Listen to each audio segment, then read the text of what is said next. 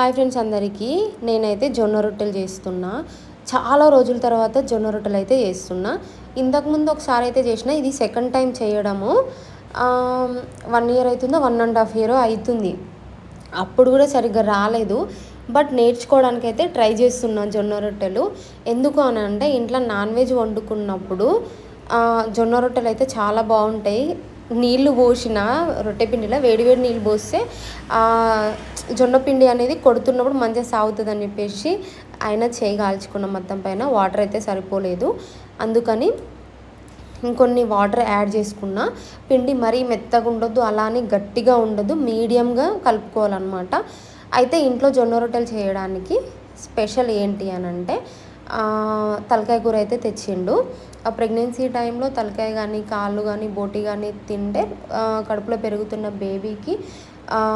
baby హెల్తీగా ఉంటుందని